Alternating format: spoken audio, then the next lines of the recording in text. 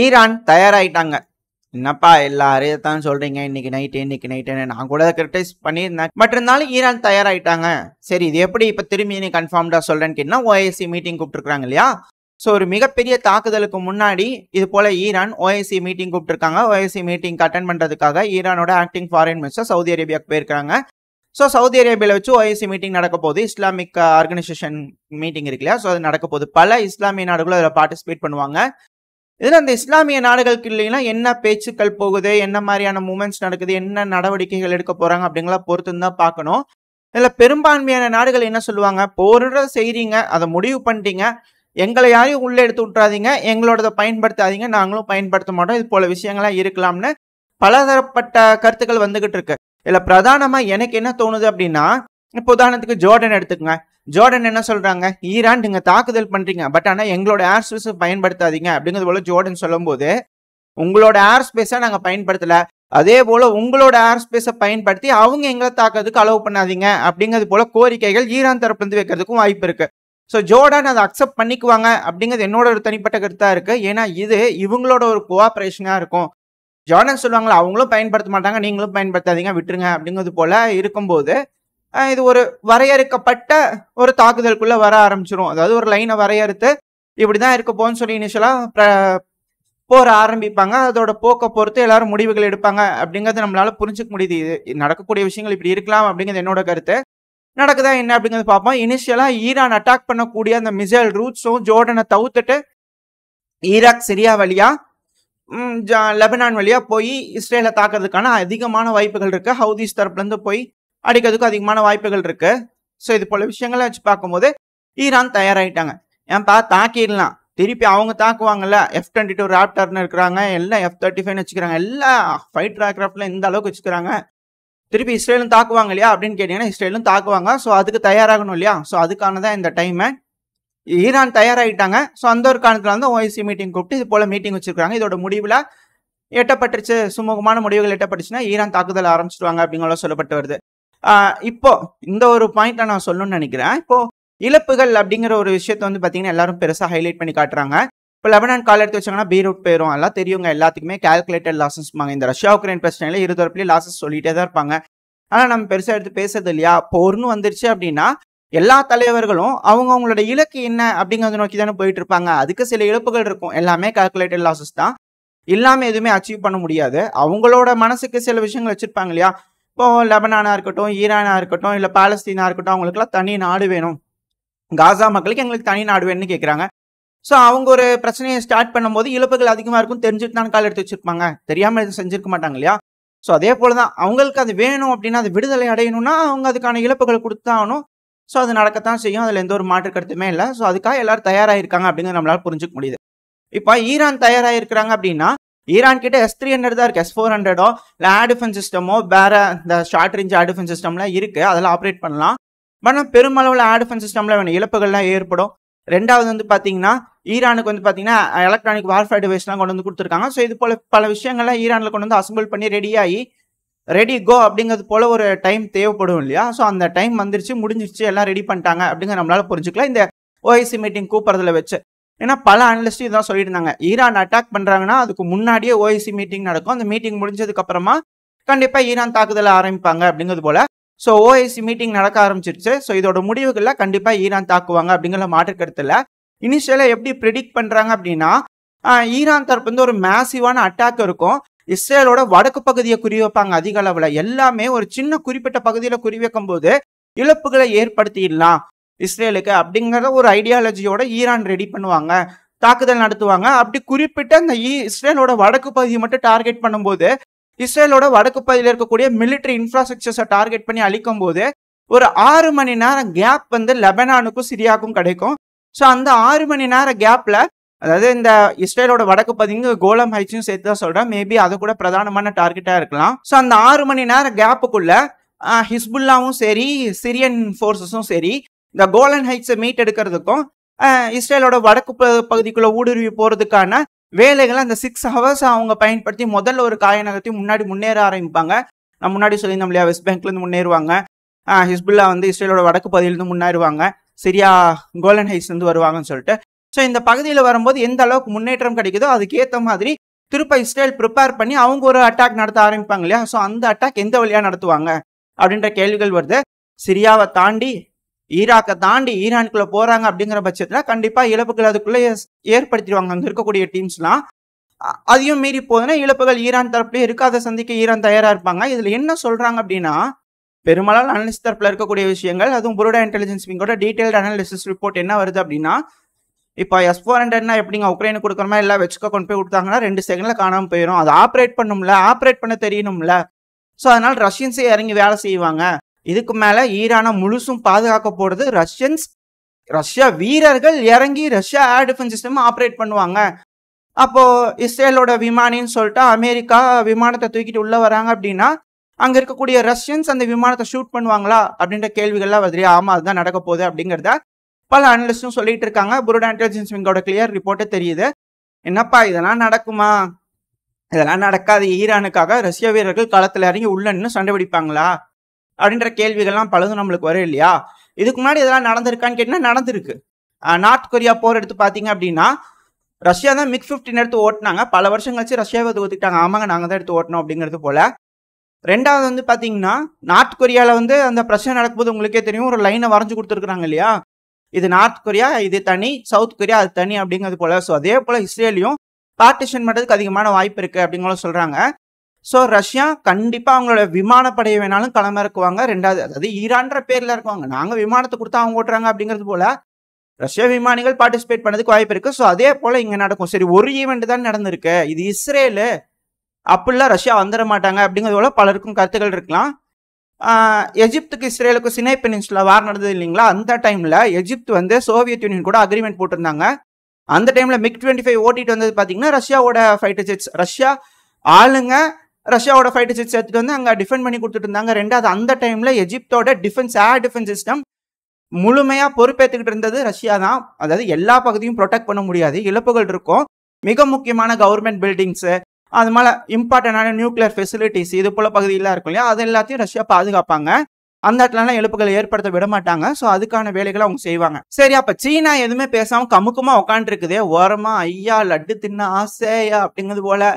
சீனாக்கு தாங்க எங்க இருந்துதான் லட்டா கொடுக்குறாங்கன்னு தெரியல, ஒரு கோணி பை ஃபுல்லா லட்டு திங்க ஆசையா அப்படிங்கிறது போல அமெரிக்கா கொண்டு போய் வச்சுட்டாங்க. ஜாலியா அப்படியே வேடிக்கை பார்த்து சிரிச்சுட்டு இருக்க வேண்டியதான் சீனாக்கு. பட் இருந்தாலும் இப்போ கரண்டான ஒரு சுச்சுவேஷனுக்கு வரேன். JF-17 பாகிஸ்தான் மூலமா ஈரானுக்கு கொடுக்கறதுக்கு பாகிஸ்தான் ரெடியா இருக்கிறது போல சொல்லப்பட்டு வருது. அது கூட சில மிசைல்களும் கொடுக்கறதா சொல்லப்பட்டு வருது. இப்படி இருக்கும் இந்த சூழ்நிலையில பாத்தீங்கன்னா JF-17 விமானங்கள் ஈரானுக்கு கொடுத்தோன்னே என்ன அப்படியே தூக்கிட்டு போயிடுவாங்களா? கண்டிப்பா போக மாட்டாங்க. சைனீஸ் பைலட்ஸ் தான் அதை ஆப்ரேட் பண்ணுவாங்க. அது எல்லாத்துக்குமே தெரிஞ்ச ஒரு விஷயம். என்ன பேட்சை கழட்டிட்டு ஈரான் பேட்சை குத்திட்டு நாங்கள் ஈரான் அப்படிங்கிறது போல சொல்லிட்டு ஃபாரின் லீஜன் சொன்னாங்க இல்லையா? ஸோ அது போல் இங்கே நடக்கும். ஏர் சப்போர்ட்டுக்கு சீனாவும் ஏர் டிஃபென்ஸுக்கு பார்த்தீங்கன்னா மேலே ஈரானுக்கு இருப்பாங்க அப்படிங்கிற சொல்லப்பட்டு வருது. ஸோ இதுதான் இங்கே ப்ரிப்பரேஷன் நடந்திருக்கு. ஃபுல்லாக ப்ரிப்பேர் ஆயாச்சு.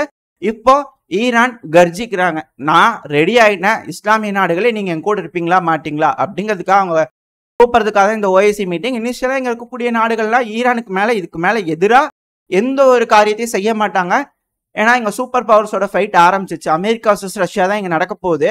நம்ம பேருக்கு சொல்லிக்கிற இஸ்ரேல் காசா, இஸ்ரேல் ஈரான்லாம் சொல்லிக்கலாம். பட் ஆனால் இந்த இடத்துலையும் டாப்பிள் பண்ணதுக்காக வந்திருக்காங்க. அது மட்டும் இல்லாமல் இப்போ வரைக்கும் அடுத்த இது போல் இன்னொரு இன்சிடென்ட் நடந்திருக்கு. வியட்நாம் போர்லையும் ஏர் டிஃபென்ஸ் சிஸ்டம்ல டிப்ளாய் பண்ணது, ஆக்டிவேட் பண்ணது, அதை வேலை செய்ய வச்சுட்டு இருந்தானா சோவியத்தோட ஆளுங்க சோவியத்தோட ஏர் டிஃபென்ஸ் சிஸ்டம் கொண்டு வந்து வச்சு சோவியத் வீரர்கள் வேலை செஞ்சுக்கிறாங்க இறங்கி. ஸோ இது மாதிரி நெக் டு நெக் ஃபைட்ல பார்த்தீங்கன்னா 3 தடவையுமே 3 இடத்துலையும் ரஷ்ய வீரர்களோட கைதான் ஓங்கி இருக்கு. ரஷ்யா என்ன யோசிக்கிறாங்களோ அவங்களோட ஸ்ட்ராட்டஜி விக்டரின்னு சொல்லி ஒரு கால்குலேட்டட் விக்டரி வச்சிருப்பாங்களே, அதை அடைஞ்சிருக்காங்க. ஒரு இடத்துல மட்டும் மிஸ் பண்ணிட்டாங்க, செர்பியால. பார்த்தீங்கன்னா என்னதான் சீனாவும் ரஷ்யாவும் இணைஞ்சு வேலை செஞ்சு உதவி பண்ணியிருந்தாலும் செர்பியாவுக்கு லேண்ட் கனெக்டிவிட்டி அப்படிங்கிறது இல்லை அந்த சமயத்தில் இருந்தது. பட் ஆனால் பெருமளவில் செய்ய முடியல. ஸோ அந்த ஒரு காரணத்தினால அந்த பகுதியில் மட்டும் ரஷ்ய தரப்பில் கொஞ்சம் பின்வாங்கி இருந்தாங்க. ரஷ்ய தரப்பில் அந்த ஒரு இடத்துல கை கொஞ்சம் டவுனாக இருந்தது. செர்பியா கொசோவோ வார தவிர மற்ற நடந்த எல்லா ப்ராக்ஸி யுத்தத்திலையும் ரஷ்ய வீரர்கள் களமிறங்கினதுல ரஷ்ய வீரர்கள் சாதிச்சு காட்டியிருக்கிறாங்க. அது இந்த மிடில் ஈஸ்ட் பகுதியில் ரஷ்யாவோட பிரசன்ஸ் ரொம்ப அதிகமாக இருக்கு. ஸோ கண்டிப்பாக ரஷ்ய வீரர்களும் இதில் உள்ள களமிறங்குவாங்க. இதெல்லாம் வச்சு பார்க்கும்போது இஸ்ரேலுக்கு கொஞ்சம் இக்கட்டான சூழ்நிலை தான். மிடில் ஈஸ்ட்ல இருக்கக்கூடிய எந்த ஒரு அரபுலக நாடுகளும் கண்டிப்பாக இதுக்கு மேல இஸ்ரேலுக்கு ஆதரவா போக மாட்டாங்க. ஏன்னா இஸ்ரேலுங்கிற ஒரு நாடு எந்த ஒரு அரபுலக நாடுகளுக்கும் எதுவும் பெருசா எதுவும் செய்யற மாதிரி இல்லை, வளரவும் விட மாட்டாங்க. ஸோ அதனால நீங்க என்னமோ பண்ணிக்க, எங்களை விட்டுருங்க அப்படிங்கிற ஒரு மைண்ட் செட் தான் இருக்குமே தவிர இறங்கி ஒருத்தவங்களுக்கு உதவுவாங்க அப்படிங்கிறது இல்லை. இது மிகப்பெரிய இழப்பா அமெரிக்காக்கும் அமெரிக்காவோட நட்பு நாடுகளுக்கும் மாறும். ரெண்டாவது, ஒரு வேலை இங்க இன்டென்ஸா போயிட்டு இருக்கும் போது இதை தனக்கு சாதகமா பயன்படுத்தி நார்த் கொரியா சவுத் கொரியா அடிக்கிறதுக்கு வாய்ப்பு இருக்கு. இதுதான் உலக போர் அப்படிங்கிறது போல எல்லாரும் பேசிட்டு இருக்காங்க. வேர்ல்ட் அட் வார்ஸ்ன்னு சொல்றோம் இல்லையா, அது இதுதான். ஸோ பல இடங்கள்லயும் அமெரிக்காவுக்கு ப்ரெஷர் கொடுத்துட்டு இருக்காங்க அப்படின்னா அமெரிக்கானால எதுவும் செய்ய முடியாது. ஸோ அமெரிக்கா கண்டிப்பா நம்மளுக்கு ப்ரெஷர் போடுவாங்க. இந்த சூழ்நிலைன்னு பார்த்து நம்மளை சுத்தியும் எப்படி அமைஞ்சிருக்கு அப்படிங்கிறது உங்களுக்கே தெரியும். கீழே மாலதீவ்ஸ், பக்கத்துல பாகிஸ்தான், சைட்ல பங்களாதேஷ். ஸோ இது எல்லாமே நம்மளுக்கு இக்கட்டான சூழ்நிலை இருக்கறனால நம்மளால எதுவும் செய்ய முடியாது. இந்த செஸ் சதுரங்காட்டம் இருக்கு இல்லையா, அந்த சதுரங்காட்டத்துல நம்ம கிட்ட ஒரு காயின் இருக்கும். குதிரையா இருக்கட்டும், இல்ல மந்திரியா இருக்கட்டும், இல்ல யானையா இருக்கட்டும், எதுவா இருந்தாலும் எடுத்து ஒரு இடத்துல வைக்கலாம் அப்படிங்கிறது போல நம்ம யோசிப்போம் இந்த செஸ்ஸில். ஆனா அந்த காயின் நம்மளால மூவ் பண்ண முடியாது. அதுக்கேற்ற மாதிரியான காயின் எல்லாத்தையும் பொசிஷன் பண்ணியிருப்பாங்க இல்லையா. ஸோ அது போல ஒரு சூழ்நிலையில் தான் நம்ம இருக்கோம். அமெரிக்கானால நம்மள எதுவுமே செய்ய முடியாது. ஏன்னா நம்ம சுத்தி இருக்கிறது எல்லாமே முஸ்லீம் கண்ட்ரிஸ், நம்மளுக்கு எதிராக இருப்பாங்க. இங்க ஒரு டவுட் வந்துருக்கும், ஏன்ப்பா அமெரிக்கா தானே பங்களாதேஷ்ல ஆட்சி கவிழ்த்துதான் பலரும் சொல்லிட்டு இருக்காங்க அப்படிங்கிறது போல. அமெரிக்கா மட்டும் இல்ல, ரஷ்யாவும் சரி, சீனாவும் சரி, அமெரிக்காவும் சரி, எல்லாரும் இணைஞ்சு இங்க ஆட்சியை கவிழ்த்தி விட்டுருக்காங்க. அதுக்கப்புறம் இங்க ஒரு இன்டர்ம் கவர்மெண்ட் வரப்போகுது. இந்த இன்டர்ம் கவர்மெண்ட்டுக்கு அப்புறமா ஒருத்தங்க நபர் பாத்தீங்கன்னா இந்த இடத்துல ஆட்சியில உட்காருவாங்க இல்லையா, அதுக்கான வேலைகள்ல பலர் இறங்குவாங்க. இப்ப ஷேக் ஹசீனா அவர்கள் இருக்கிற வரைக்கும் அவங்க தான் நிரந்தர பிரதமரா இருந்தாங்க. எந்த ஒரு அவங்க யாருக்குமே பெண்ட் ஆகாததுனால பெண்ட் பண்ண வச்சிட்டாங்க ஷேக் ஹசீனா அவர்களை. இப்படி இருக்கும் சூழ்நிலை தான் அவங்க யூகே கிட்டே அமெரிக்கா கிட்டே அசைலம் கேட்டு இருந்தாங்க, யாருமே கொடுக்கல. காரணம் என்னன்னா அதையவே ப்ரொபகண்டாவா பண்ணி அமெரிக்கா பாருங்க ஷேக் ஹசீனா கொடுத்துக்கிறாங்க, ஸோ அவங்க தான் வச்சிருக்கிறாங்க பப்பெட் அப்படிங்கிறது போல அவங்க மேல நெகட்டிவ் இம்பாக்ட் வந்துடக்கூடாதுன்றதுக்காக அமெரிக்கா அவங்களுக்கும் அசைலம் கொடுக்காம விட்டுட்டாங்க. யூகேவும் இப்போதைக்கு ஏத்துக்கிற மாதிரி இல்லை அப்படிங்கிறது போல தகவல்லாம் வந்துட்டு இருக்கு, போலியா ரூமரா வந்துகிட்டு இருக்கு. ஸோ இந்த இடத்துல இதுக்கு மேலதான் மிகப்பெரிய இந்த சோசியல் மீடியாஸை பயன்படுத்தி மண்டைய கழுவுற வேலையை, மக்களோட மண்டைய கழுவுற வேலைகள் அதிக அளவு நடக்கும். ஸோ அவங்க பப்பெட்ஸை கொண்டு உட்கார வைக்கிறதுக்கான வேலைகளை பார்ப்பாங்க. அப்பதான் நம்மளால எதாவது செய்ய முடியும். அது வரைக்கும் நம்மளோட காயின் அமெரிக்காவும் சரி ரஷ்யாவும் சரி யாருமே எதுவும் செய்ய முடியாது. நம்ம ஐசோலேட் பண்ணி நிப்பாட்டி வச்சிருக்காங்க. ஏன்னா ஒன்ஸ் இங்க யுத்தம் ஆரம்பிச்சிருச்சுன்னு வச்சுக்கோங்களேன், நம்ம உதவுறோம் இஸ்ரேலுக்கு பெருமளவில் அப்படிங்கிற கட்டத்தில் நம்ம இஸ்ரேலுக்கு உதவுறோம்னு வச்சுக்கோங்களேன், நம்மளுக்கு வரக்கூடிய ஆயில் எல்லாத்தையும் பேன் பண்ணிடுவாங்க, பிளாக்கேட் போட்டுருவாங்க, நம்மளுக்கு எதுவுமே வராது.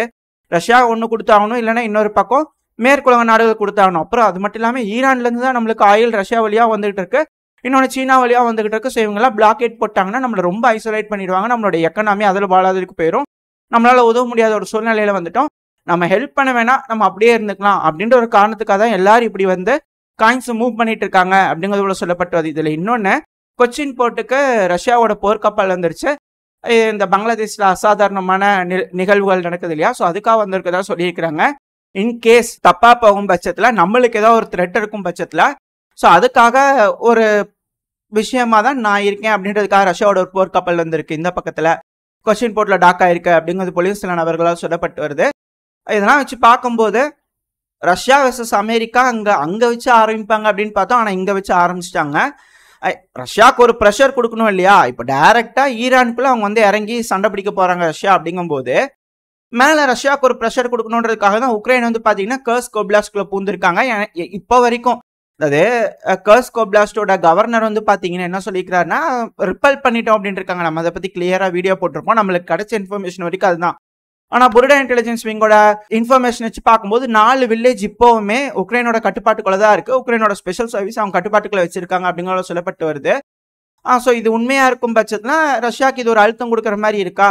ரஷ்யா ஏன் இது போல இங்க ஈரானுக்கு உதவணும் அப்படின்னா வேற ஒண்ணுமே இல்லை, இந்த பகுதியில அமெரிக்காவை பிஸியா வச்சுக்கணும் அப்படிங்கிறதுக்காக தான். ஏன்னா F-16 உக்ரைனுக்கு கொடுத்துருக்காங்க. F-16 அதிகமான நபர்கள் இதுக்கு மேல ரெக்ரூட் பண்ண ஆரம்பிப்பாங்க, ஃபாரின் லீஜன் வருவாங்க, அதிகமான F-16 உக்ரைன் பயன்படுத்துவாங்க.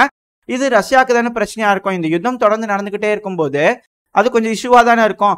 அங்க எதுக்கு வச்சு பாத்துக்கலாம், வா இங்கதான் பேஸ் வச்சுக்கிறீல்ல, ஈராக்கு சிரியால பேஸ் வச்சுக்கிறீல்ல, வா இங்கேயே நம்ம நேரடியா போட்டு பாத்துக்கலாம் அப்படிங்கிறதுக்காக இந்த பக்கத்துல ஆரம்பிச்சிட்டாங்க. ஸோ இது தடுக்க முடியாத ஒரு யுத்தம். ரஷ்யா இங்கேயே வச்சு பாத்துக்கலாம் வாங்க மிடில் ஈஸ்ட்ல இந்த பிரச்சனை ஆரம்பிச்சிருச்சு. ஸோ அந்த ஒரு காரணத்தினால ரஷ்யாவுக்கு ஒரு மோட்டிவ் இருக்கு ஈரானுக்கு உதவணும் அப்படிங்கிற ஒரு காரணத்தினால ஈரானுக்கு ஒரு மோட்டிவ் இருக்கு. இதுதான் சான்ஸ்.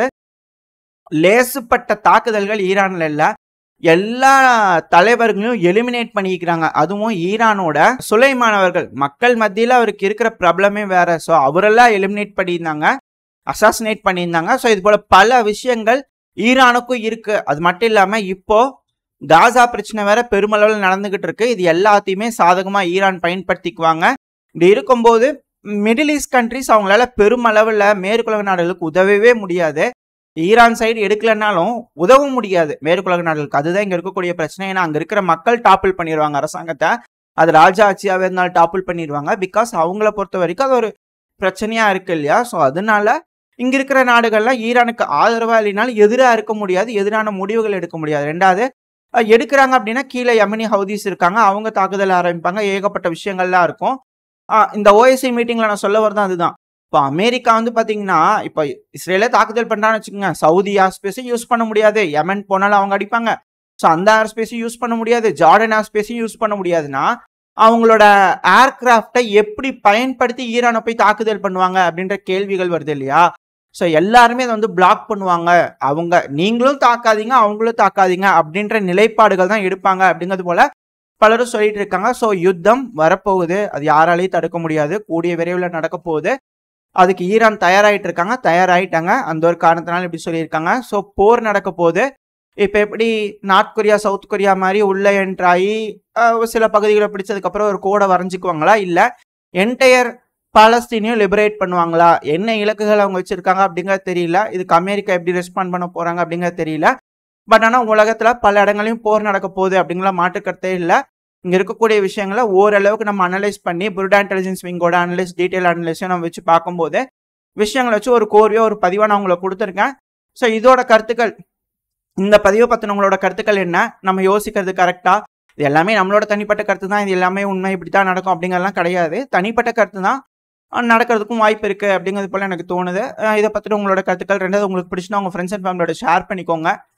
நம்ம சேனலையும் சப்ஸ்கிரைப் பண்ணனா சப்ஸ்கிரைப் பண்ணிக்கோங்க. தொடர்ந்து சப்போர்ட் கொடுத்தீங்கன்னா நம்ம சேனலும் அடுத்த கட்ட வளர்ச்சியடைய உதவியா இருக்கும். எனக்காக இந்த உதவியை செய்ய வேண்டிய நம்பிக்கையில் இந்த பதிவை நான் முடிச்சுக்கலாம். இந்த பதிவு நல்லா இருக்குன்ற நம்பிக்கையில் அடுத்த பதிவு உங்களை சந்திக்கிறேன். அது வரைக்கும் ஸ்டே சேஃப். பை.